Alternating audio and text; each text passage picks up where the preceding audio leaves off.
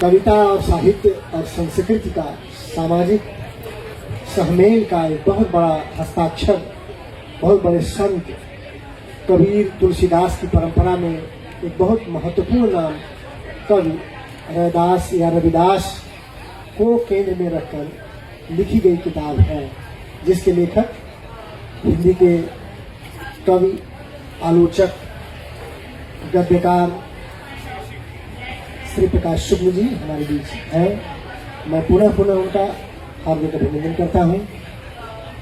परिचय के क्रम में जो यहाँ बच्चे बैठे हैं उनकी जानकारी के लिए लेखक देखिए किसी भी समाज और संस्कृति के लिए इसलिए जरूरी होता है क्योंकि जो संस्कृति के भीतर विचार का तत्व प्रवाहित हो रहा है उसका सजग निर्माता और सजग प्रहरी लेखक है, एक संरक्षक की तरह वो होता है। हम अपनी मसल्स बना सकते हैं लेकिन चेतना की मसल्स जो लेखक और कवि ही निर्मित करता है।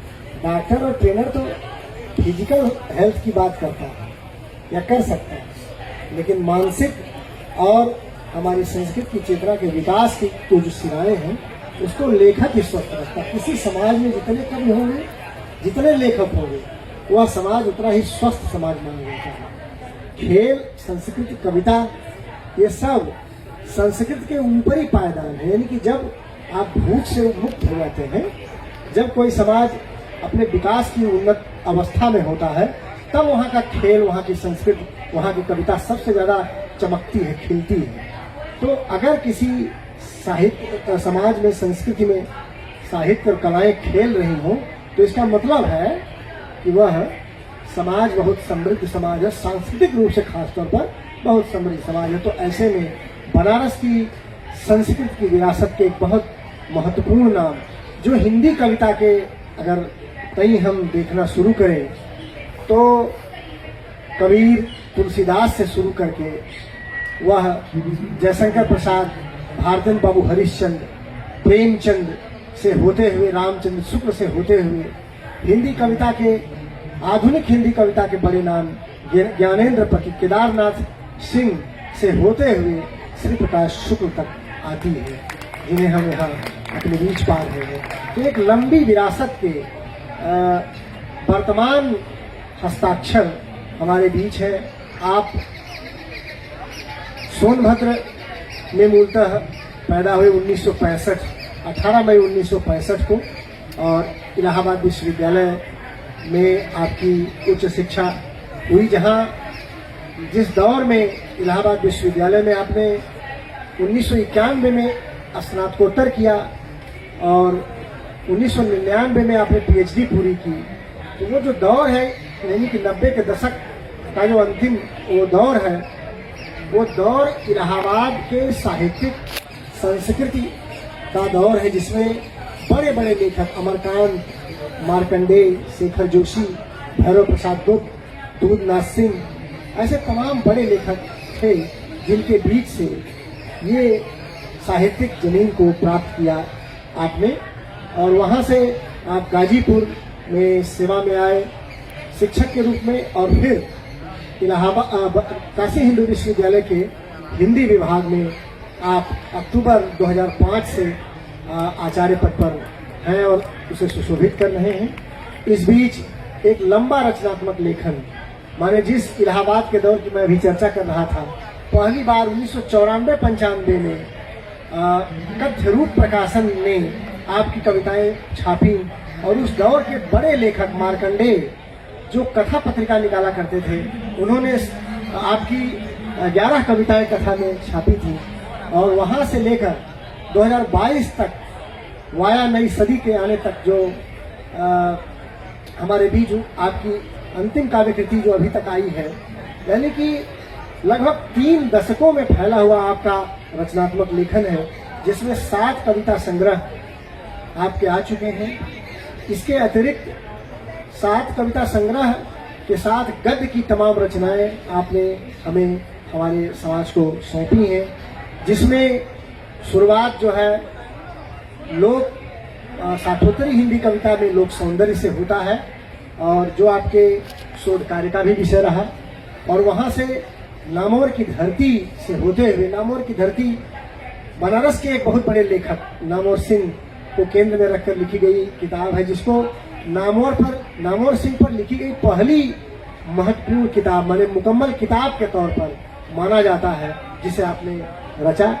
और उसके आगे सर ने हमारे बीच गद्य की महत्वपूर्ण पुस्तकें दी, आलोचना की पुस्तकें दी।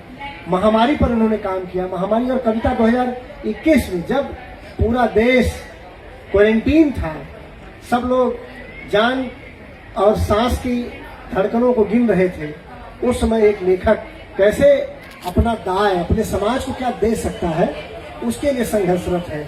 और आपने हिंदी कविता और पूरी दुनिया में जो पेंडेमिक पोएट्री है उसको हिंदी आलोचना में दर्ज किया और कोरोजीवी कविता का एक महत्वपूर्ण मुहावरा हिंदी समाज को दिया। महामारी और कविता से होते हुए राग रविदास और इस बीच यात्राओं का महत्वपूर्ण संस्मरण देश देश परदेश आपने हमारे समाज में को हस्तांतरित किया। और जैसा कि श्री प्रकाश शुक्ल की कविताओं को पढ़कर लगता भी है, और आपने कई जगहों पर लिखा भी है कि आपकी कविताओं की निर्मित में आपकी यात्राओं और सामाजिक यातनाओं का बहुत गहरा योग है। तो यात्राओं से कैसे कविताएं बनी और कैसे सामाजिक यातना से कविताएं बनी, उन सारी चीजों से गुजरते हुए हम आज इस किताब पर बातचीत करने के लिए आए। मैं यहाँ पर उपस्थित हूँ। भक्ति का लोक नृत्य और रविदास की कविताएं, यह पिछले वर्ष यानी 2025 में यह किताब आई, जो कि बहुत ही मेहनत और अध्ययनशील अध्यवसाय से लिखी गई किताब है। दिलचस्प यह है कि आप रविदास जयंती आज है, 649वां प्रकाश पर्व है संत रविदास का, और बीएचयू के दक्षिणी हिस्से में सीर गोवर्धन जहाँ पड़ता है वहाँ रविदास का मंदिर है। आज वहाँ बहुत विशाल मेला पिछले 2 दिनों से चल रहा है। वहाँ के बिल्कुल पास सीर गोवर्धन कॉलोनी में आप रहते हैं, तो कवि के साथ जो संग साथ है, यह भी काशी 2 काशिस्त का संवाद है यह पुस्तक। तो एक हिंदी के भक्ति काल के महत्वपूर्ण कवि के सानिध्य में आधुनिक समय का एक कवि बैठता है, उठता है, रहन सहन रखता है, तो उसके बीच कैसे उसकी चेतना निर्मित होती है, कैसे वो अपनी परंपरा और पीढ़ियों से संवाद करता है, उस संवाद की एक खूबसूरत फलश्रुति है यह किताब भक्ति का लोक नृत्य और रविदास की कविताएं। इसके तमाम संदर्भों पर आज हम अपने लेखक से बातचीत करेंगे और जानेंगे कि किस तरह यह उनकी पसंद, उनकी रुचि, उनकी चेतना के केंद्र में यह विषय आया और कैसे उन्होंने इस लेखक से अपना नाता बनाया। तो सर, सबसे पहले मैं आपका इस बुक पर बातचीत के क्रम में यही जवाब लेना चाहता हूँ कि सर, ये जो किताब है भक्ति का लोक नृत्य और रविदास की कविताएं, कैसे आप रविदास की तरफ बढ़े और आपकी चेतना में रविदास आए और कैसे इस किताब की बुनावट आरंभ हुई? बहुत बहुत शुक्रिया और अभिवादन विंध्याचल यादव जी।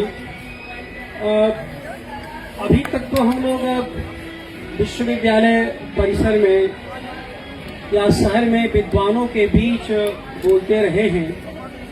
आज बच्चों के बीच बनारस लिट फेस्ट में बोलने का जो यह अवसर मिला है, जो हमारे लिए बहुत जरूरी अवसर है, इसके लिए मैं बनारस लिट फेस्ट के आयोजक मंडल के प्रति अपना आभार व्यक्त करता हूं। और वह भी इस अवसर पर, एक ऐसे महान अवसर पर, जब रविदास, संत कवि रविदास की 649वीं जयंती आज है। बहुत छोटे छोटे बच्चे हैं, इनके बीच रविदास के बारे में बातचीत करनी है, उनको बताना है, उनसे चर्चा करनी है। तो यहाँ पर जो भी थोड़े से सीनियर बच्चे हैं, उनमें से मैं समझता हूँ कि ज्यादातर बनारस के भूगोल में सीर गोवर्धन BHU का नाम जरूर सुने होंगे। कितने बच्चे हैं जो सीर गोवर्धन रविदास मंदिर के नाम के बारे में जानते हैं? हमारे अरविंद मिश्र जी भी हैं जो हाथ उठा रहे हैं। बहुत यह मैं खास करके युवा साथियों से ये बताना चाहता हूँ कि जिस रविदास जी की कवि रविदास जी की आज जयंती है, वह रविदास सीर गोवर्धन काशी के दक्षिण में जो सीर गोवर्धन है उसमें वे पैदा हुए थे। उनके पैदा होने की तिथि को लेकर के बहस है, विवाद है, उस पर आज के अवसर पर मैं नहीं जाऊंगा।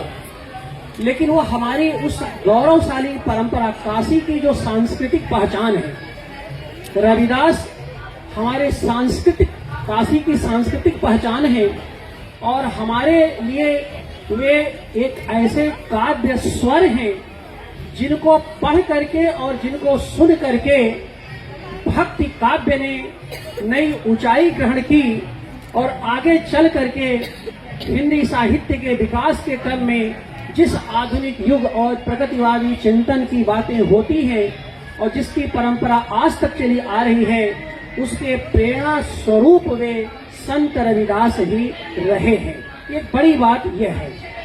और जहां तक आपका प्रश्न है कि मैं रविदास तक पहुंचा कैसे, असल में पहुंचा क्या, मैंने अपने काव्य पुरुष के लिए खुद रविदास को खोजा है। मुझे भी काशी की बनारस की विरासत में एक ऐसे स्वर की तलाश थी जिसको आधार बना करके मैं पुलकित भी हो सकता था, मैं सीख भी सकता था और मैं अपने आगे आने वाली पीढ़ी को सिखा भी सकता था। एक जो पूरे साहित्य के अध्यवसाय में पढ़ने पढ़ाने की जो प्रक्रिया रही, उसमें मुझे लगा कि हमारी चेतना हमारी मानस के बहुत करीब है संत रविदास। तो संत रविदास को एक तरह से मैं एक पुरखों की आवाज के रूप में खुद के लिए खोजा है। वो मेरे एक ऐसे पुरखे हैं जिनसे मैं बहुत बार सीखता हूँ और लगातार सीखता हूँ।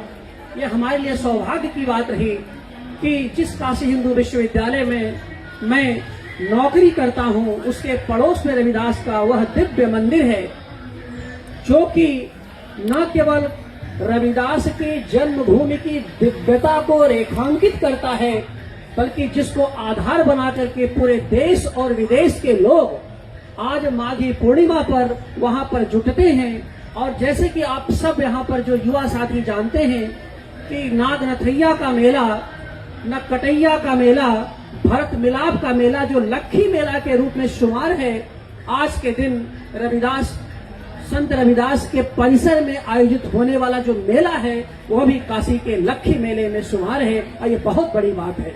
हम अपने बच्चों से, अपने छात्रों से कहना चाहते हैं कि, और उन्हें कहना एक तरह का, चूंकि हमारे छात्र हैं, बैठे हैं, बच्चे हैं, जो न गया हो अपने पेरेंट्स के साथ, अपने पिता और अपने माँ बाप के साथ आप एक बार उस परिसर में जरूर जाएं।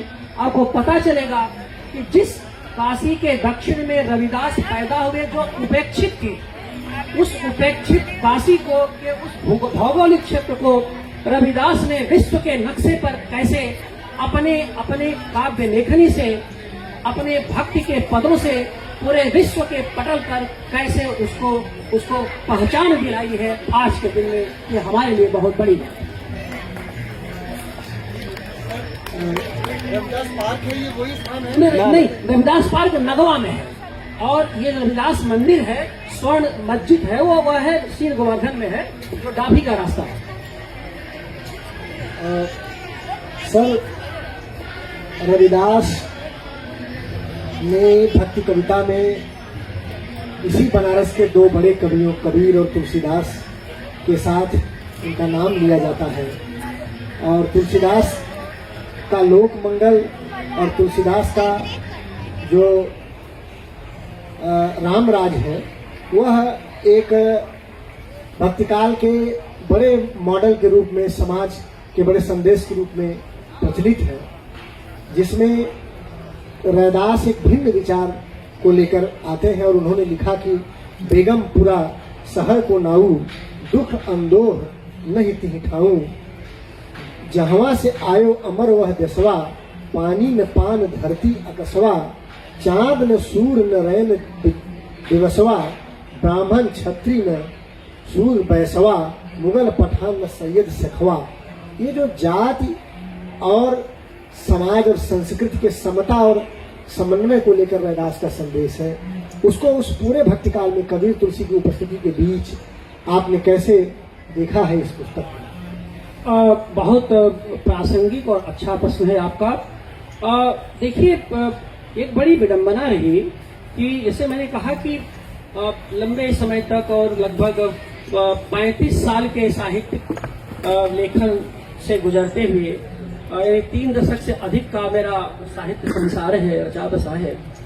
मैंने जब पूरा काशी के इतिहास को और हिंदी साहित्य के इतिहास को देखा, परखा, पहचाना, तो इस बात को लेकर के मुझे बहुत दुख होता था कि जो भी, जैसे कि काशी के इतिहास की सबसे चर्चित और महत्वपूर्ण किताब है मोती चंद्र की काशी का इतिहास और कुबेरनाथ शुक्ल की, ये 2 किताबें बहुत मूल्यवान हैं। और इसके अलावा जो साहित्य का संसार है, आप जानते हैं सब लोग। जब मैं उसको उल्टा पलटा देखा उस इतिहास को, तो मुझे ये बार बार बड़ा पीड़ा होती थी कि जिस शहर में रविदास रहे, जो कबीर के समकालीन रहे, तुलसी उनके बाद आते हैं, बनारस के हमारे जो पूर्व के लेखक हैं, चाहे इतिहासकार हो, चाहे दार्शनिक हो, चाहे चिंतक हो, चाहे साहित्यकार हो, विचारक हो, उन्होंने बार बार कबीर और तुलसी का नाम तो लिया, लेकिन रविदास का नाम नहीं लिया। और इस बात को लेकर के भी मुझे बहुत खौफ, बहुत अफसोस होता था कि क्या 1965 में सीर गोवर्धन का वह रविदास मंदिर, जो आज रविदास की जीवंत और जागृत चेतना का परिणाम है, उसकी फलश्रुति है, अगर यह न होता तो क्या रविदास को बनारस में आज भी वैसे ही याद किया जाता जैसा आज याद किया जा रहा है? ये सवाल मेरे सामने था और इससे बहुत पीड़ा होती थी, क्योंकि सबसे अधिक जो चर्चित ग्रंथ रहा है काशी का इतिहास का, वो मोती चंद्र का रहा है। अब मोती चंद्र जानते हैं काशी के संपन्न वैभव विरासत के हिस्से रहे, उसमें रविदास का नाम तक नहीं है। तो मुझे ये लगा कि आखिर ऐसा हुआ क्या, हुआ क्यों? क्या यहाँ पर कोई जातिगत दुर्भावना थी, या रविदास को समझने वाले लोग नहीं थे, या वर्ण विभाजन की जो श्रेष्ठता थी और उसकी निम्नता थी उसका कोई असर था? क्योंकि ऐसा कैसे हुआ कि पंजाब के बलना से आने वाले लोगों ने रविदास के जन्मभूमि को खोजा, उस पर विवाद, उस पर मड़वाडी है कि सीर गोवर्धन है। मैंने इस पुस्तक में पूरी प्रामाणिकता के साथ दिखाया है कि रविदास सीर गोवर्धन में ही पैदा हुए थे, मड़ुआडीह में नहीं पैदा हुए थे। और मड़ुआडीह के पक्ष में दिए हुए तर्कों का सोदाहरण, सब प्रमाण मैंने खंडन किया है। तो ये बात जो कह रहा था कि कबीर थे, उनके कनिष्ठतम समकालीन रविदास थे, लेकिन कबीर और तुलसी, यानी इस बाइनरी में पूरा भक्ति काव्य बनारस का पहचाना जाता रहा। और खास करके जो हमारे छात्र यहाँ बैठे हुए हैं, खास कर इंटरमीडिएट हाई स्कूल के, और उन्हें ये बताना जरूरी है आज के दिन कि जो भी साहित्य भक्ति काव्य का लिखा गया, तुम लोग विश्वास नहीं करोगे, उसमें बनारस की निर्णायक भूमिका है। बनारस, जिस बनारस में तुम लोग हो, उस पर बहुत गर्व और गौरव होना चाहिए, क्योंकि तीनों ने, यानी जिन्होंने इतिहास दृष्टि नहीं, समाज को देखने की नई दृष्टि भी दी, वे तीनों ऋषि, तीनों भक्त कवि बनारस में थे, कबीर, रविदास और तुलसी। लेकिन इसमें कबीर और तुलसी की चर्चा तो बहुत होती रही, रविदास लगभग उपेक्षित रहे। तो इसका कारण, जबकि 1605 में गुरु ग्रंथ साहब जो प्रकाशित हुआ था, उसमें अनेक संतों की जो रचनाएं थी, उसमें रविदास के 40 पद शामिल कर किए जा चुके थे। इसके बाद भी 1960 तक बनारस में रविदास उपेक्षित रहे। क्या वजह हो सकती है? क्या केवल जाति का ही दंश था, या शहर के दक्षिण में रविदास का निवास स्थान था, और जैसे कि भारतीय सामाजिक व्यवस्था में दक्षिणी सिरा हमेशा उपेक्षित रहा है, क्या उस वजह से उपेक्षित किया गया? इसकी पूरी पड़ताल मैंने इस किताब में की है। बहुत विस्तार से मैंने लिखा है उस समय की घटना कैसे क्या रही। और तब मैंने ये जाना कि असल में कबीर के साथ जो समस्या दूसरी थी और सुविधा भी थी, और रविदास के साथ एक दूसरी समस्या थी। कबीर जाति पाति के बंधन से बहुत मुक्त थे, क्योंकि उसका कारण यह था कि वह न हिंदू यानी हिंदू उन्हें मुसलमान मानते थे और मुसलमान उनको हिंदू चेतना के मानते थे। तो ना तुर्क ना हिंदू, और वो हिंदू को भी, हिंदू वर्ण व्यवस्था को भी और इस्लाम को भी कोई की भी आलोचना कर सकते थे, ये उनके पास सुविधा थी। इस नाते जाति के जो दंश थे उस समय के 15वीं सदी में, वो जाति के उस दंश को उस रूप में रविदास को लोग कबीर नहीं समझ सकते थे, जो रविदास को देखना पड़ा, क्योंकि रविदास हिंदू वर्ण व्यवस्था के अंतर्गत थे और रविदास पूर्णकालिक हिंदू थे, उसमें कोई संशय नहीं था। तो मुझे ये लगा अपने पुस्तक लिखने की प्रक्रिया में और अध्ययन की प्रक्रिया में कि रविदास के सामने जो बड़ी चुनौती थी ये थी कि हिंदू वर्ण व्यवस्था में रहते हुए कैसे हम हिंदू वर्ण व्यवस्था के जातीय दंश से मुक्ति पाए।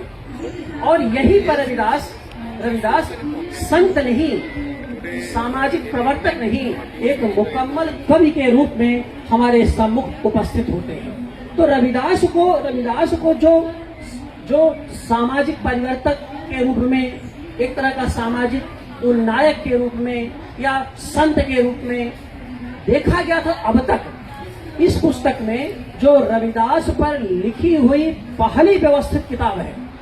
आप सोच सकते हैं कि कबीर और तुलसी पर कितनी किताबें हैं। कबीर और तुलसी पर दो दर्जन किताबें तो मैं अभी गिना सकता हूं, और आप शायद 3 दर्जन 4 दर्जन बहुत सारे शो। रविदास पर इस पुस्तक के पहले जितनी किताबें आई हैं, या तो संचयन है उनके पदों का, या संपादन है, या भूमिका लेखन है। यह किताब और इसके पहले राग रविदास किताब जो छोटी पुस्तिका थी, ये इसके ठीक पहले मैंने लिखी थी। और यह जो किताब है यह इसी साल आई है, भक्ति का लोक तो रविदास की कविताई। ये इन दोनों किताबों में रविदास के साहित्य का, उनके काव्यत्व का मूल्यांकन है। वो संत हैं, वे ऋषि हैं, वे भक्त हैं, सब हैं, लेकिन सबसे पहले कवि हैं। कवि के सत्ता को, कवि की महत्ता को मैंने क्यों पहचाना? क्योंकि यही वह तत्व था जिसको लेकर के वैचारिकी में, साहित्यिक लेखन में रविदास को निरंतर उपेक्षित किया गया।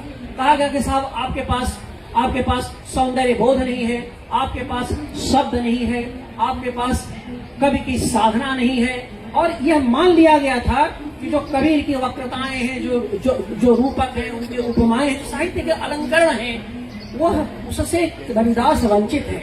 इसलिए इस पुस्तक का नाम ही दिया है रविदास की कविताएं। यानी रविदास की कविताएं का मतलब, अब कविता की सत्ता क्या मतलब? कवि वही होगा जो शब्द की सत्ता को समझेगा। बहुत पहले एक श्लोक है, सोचिए 6वीं शताब्दी में दंडी ने लिखा था कि न स शब्दो न तद्वाच्यम न स न्यायो न स कला जायते यन्न काव्यंग महो भारो महान कवे।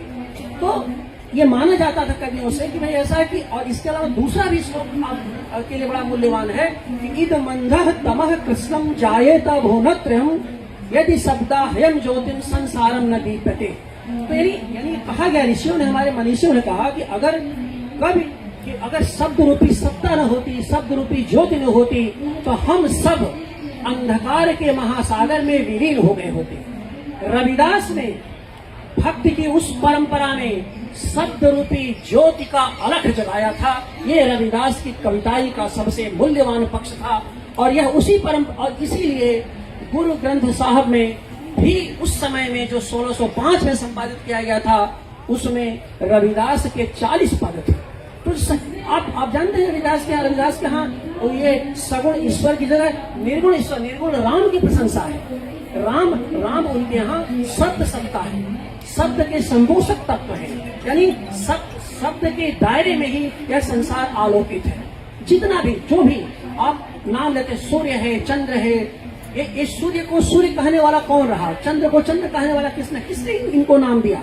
भाषा ने नाम दिया, हमारे लेखकों ने नाम दिया।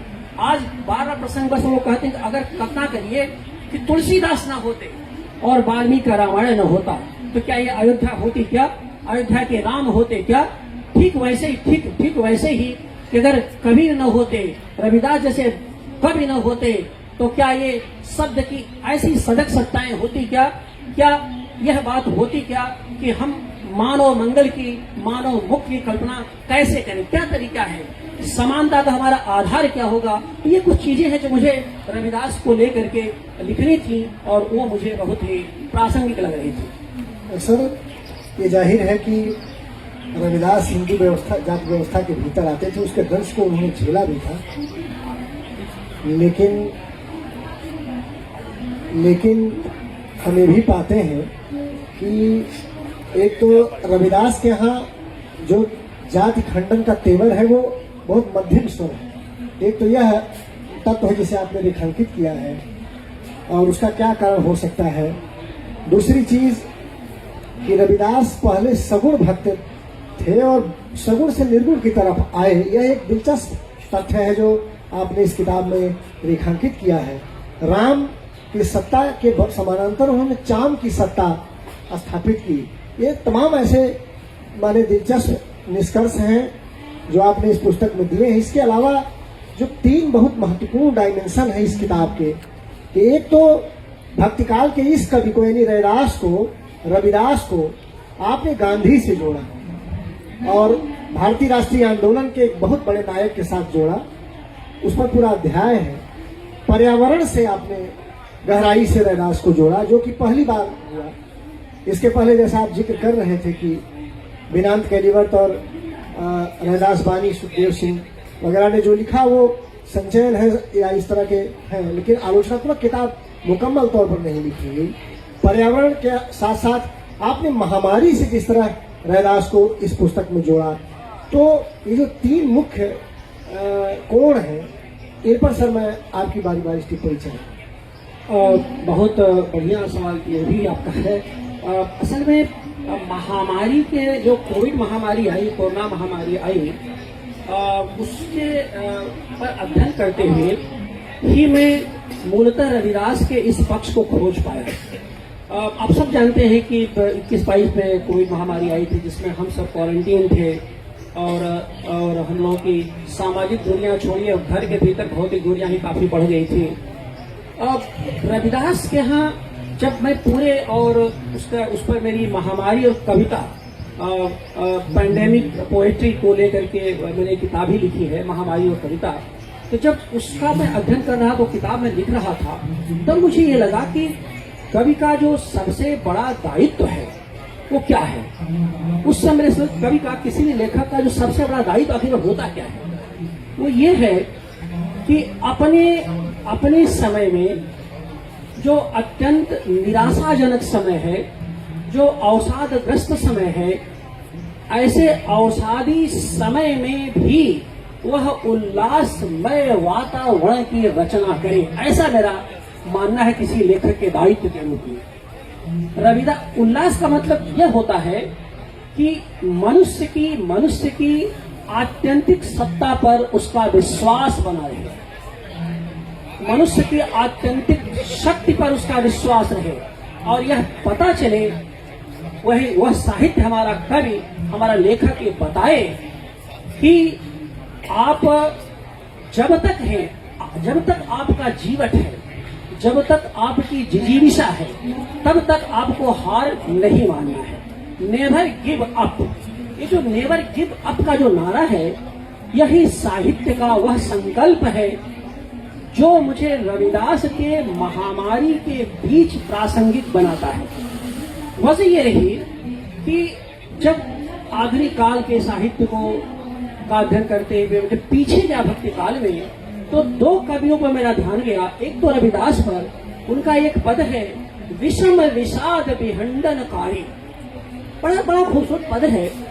और अब उसमें वे जो है राम नामक शब्द सत्ता से बार बार गुहार करते हैं कि आपके रहते, उस समय 1450 ईस्वी के आसपास बनारस में प्लेग तो नहीं था, लेकिन हैजा और चेचक की महामारी थी।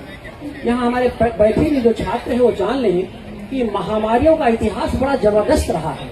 प्लेग की पहली महामारी ऑन रिकॉर्ड है वह 430 बीसी यानी ईसा को रिकॉर्ड की, वो पहली इतिहास की पहली महामारी है जो 430 बीसी यानी ईसा पूर्व में रिकॉर्ड की गई थी।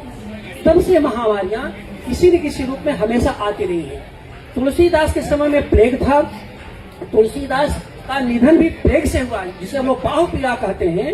वो प्लेग के कारण ही बाहुपीड़ा के शिकार हुए और उसके बाद वो दिवंगत हो गए। लेकिन उसके पहले जो रविदास का समय था, तो रविदास के समय में प्लेग तो नहीं था, लेकिन हैजा की महामारी थी। और गांव वो ऐसे समय में रविदास ने ऐसे कई पद लिखे जो कि मनुष्य की वाइटलिटी, उसकी ऊर्जा और उसमें उसकी जिज्ञासा, उसके जीवन को संबोधित करते हैं कि तुम्हें हार नहीं माननी।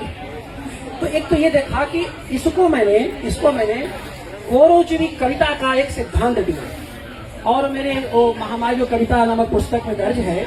कोरोजीवी कविता का सिद्धांत देते हुए मैंने ये बताया कि कोरोजीविता असल में कविता के भीतर संकल्प की साधना, शब्द रूपी संकल्प की साधना ही है।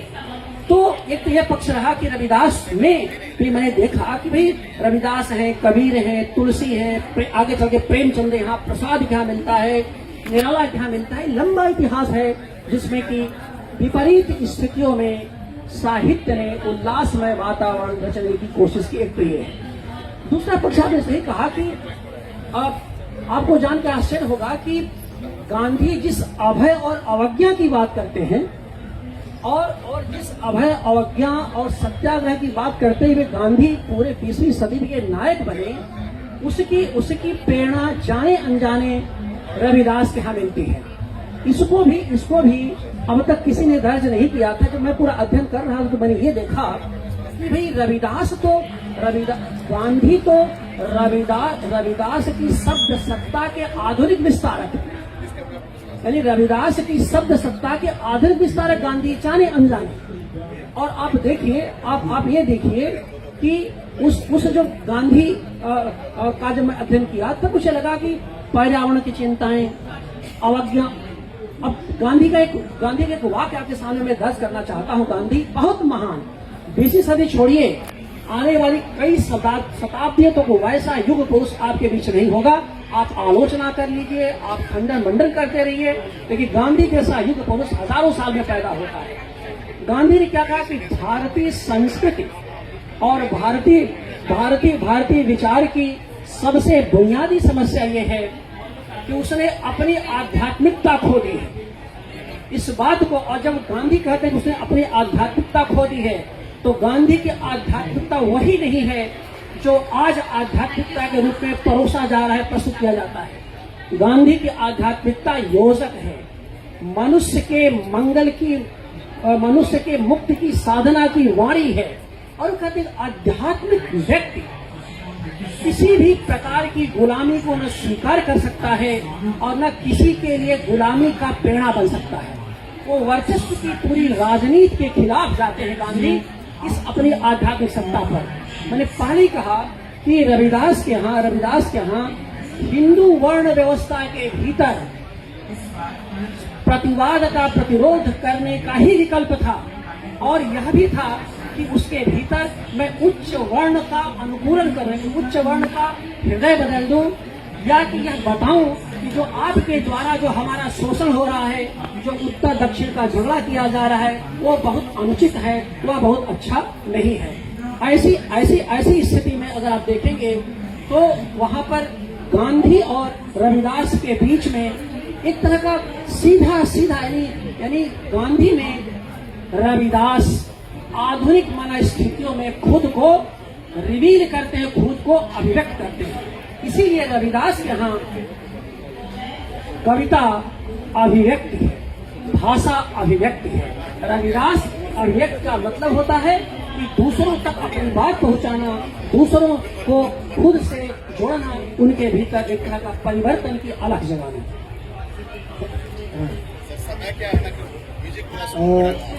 आधे घंटा लेट शुरू हुआ है सही है। और मैं सर ये कह रहा था कि समता और श्रम के इस कवि जिसके पास ही आप रहते हैं, बतौर कवि आपने उस कवि को कैसे देखा? इस पर आपकी गुरु के नाम एक कविता भी है। मैं चाहूंगा कि अंत में अपने कुछ शब्दों के साथ अपनी उस रची कविता का पाठ करें और इस महत्वपूर्ण संवाद का अंत करें। आशुतोष की तरफ से समय का बहुत दबाव दे दिया गया है, होता है ऐसे आयोजन में, तो मैं बगैर पृष्ठभूमि के, आज रविदास जयंती है और 649वीं जयंती उनकी है, तो मैं उस अवसर पर रविदास पर लिखी एक कविता का पाठ करके इसी से हम इस सत्र को समाप्त करेंगे, गुरु के नाम।